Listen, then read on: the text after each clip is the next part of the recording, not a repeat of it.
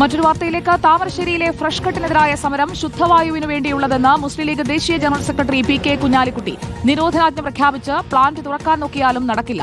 അമിത ലാഭമുണ്ടാക്കാൻ company നോക്കുന്നതാണ് കോഴിക്കോട്ടെ പ്രശ്നത്തിന് കാരണമെന്നും പി.കെ. കുഞ്ഞാലിക്കുട്ടി പറഞ്ഞു. പോലീസ് മര്യാദയ്ക്ക് നിന്നില്ലെങ്കിൽ കൈയും കെട്ടി നോക്കി നിൽക്കില്ലെന്ന് എം.കെ. മുനീറും പ്രതികരിച്ചു. നമുക്ക് ആ പ്രതികരണം കേൾക്കാം.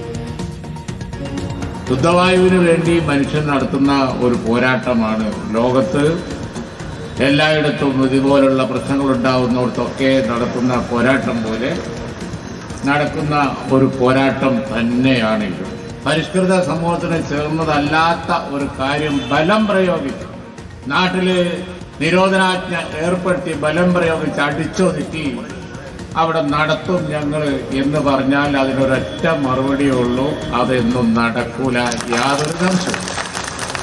ലോകത്തുള്ള എല്ലാ മാലിന്യം കൂടി കൊണ്ടുവന്ന് തള്ളി അവിടെ സംസ്കരിച്ച് അമിത ലാഭം ഉണ്ടാക്കാൻ വേണ്ടി കമ്പനി നോക്കുന്നതാണ് ഇവിടുത്തെ കാതലായവർ. മര്യാദയ്ക്കാണ് പോലീസെങ്കിൽ ഞങ്ങളും മര്യാദക്കാണ്. പോലീസ് ജനങ്ങളെ അടിച്ചമർത്താനാണ് ശ്രമിക്കുന്നതെങ്കിൽ അത് കയ്യും കെട്ടി നോക്കി നിൽക്കാൻ ഞങ്ങൾക്ക് സാധിക്കില്ല എന്നുള്ളതാണ് ഞങ്ങൾ പറയാനുള്ളത്. കളക്ടർ പറഞ്ഞത് ദുർഗന്ധം അളക്കാൻ അളവുകോലില്ലാത്തതുകൊണ്ട് ദുർഗന്ധം സഹിച്ചേ പറ്റുക.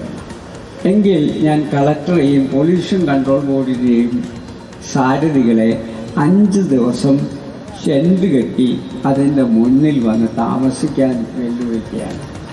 അവിടെ താമസിക്കാൻ തയ്യാറായാൽ നിങ്ങൾ പറയുന്ന പോലെ താമരശ്ശേരിയിൽ പ്രതിഷേധത്തിനിടെയുണ്ടായ പോലീസ് നടപടിക്കെതിരെയുള്ള മുസ്ലിം ലീഗിന്റെ പ്രക്ഷോഭം തുടരുകയാണ്. ഇന്ന് കളക്ടർ വിളിച്ച യോഗം UDF ബഹിഷ്കരിച്ചു. നാളെ സമരം പുനരാരംഭിക്കാനാണ് സമരസമിതിയുടെ തീരുമാനം. സിനോജ് തോമസ് നമുക്കൊപ്പം. സിനോജ് തോമസ്, ലീഗ് കടുപ്പിക്കുകയാണ്, എന്താണ് സാഹചര്യം?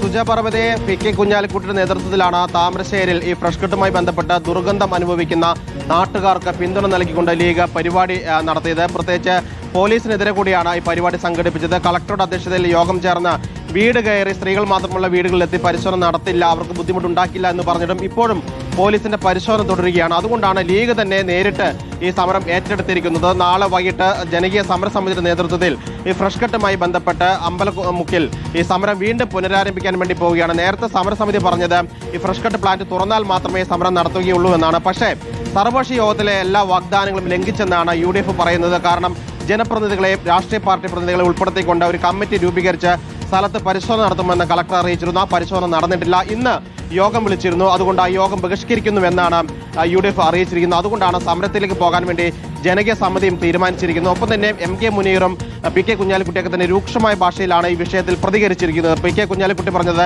കേരളം നമ്പർ 1 എന്ന് പറയുമ്പോൾ ശുദ്ധവായു ഇല്ല എന്ന് പറയുന്നത് കേരളത്തിന് വളരെ മോശമാണ്. ഡൽഹിയിൽ ശുദ്ധവായു ഇല്ല എന്ന് പറഞ്ഞുകൊണ്ട് നമ്മൾ ചർച്ച ചെയ്യുമ്പോൾ നമ്മുടെ ദൈവത്തിന് സ്വന്തം നാട്ടിലാണ് ശുദ്ധവായുവിന് വേണ്ടി സ്ത്രീകൾ ഉൾപ്പെടെ സമരരംഗത്ത് ഇറങ്ങിയിരിക്കുന്നത്. കളക്ടറൊപ്പം തന്നെ മലിനീകരണ നിയന്ത്രണ ബോർഡിൽ ഉദ്യോഗസ്ഥർ ഒരു 5 ദിവസം ഇവിടെ ടെന്റ് കിട്ടി താമസിക്കട്ടെ എന്ന വെല്ലുവിളിയാണ് എം.കെ. മുനീർ അത് നിങ്ങൾ നേരിട്ട് വന്ന് മനസ്സിലാക്കൂ എന്നുള്ള ഒരു തുറന്ന വെല്ലുവിളിയിലേക്ക് ലീഗ് കടന്നിരിക്കുകയാണ് എം.കെ. മുനീറിലൂടെ. Thank you Sinoj Thomas.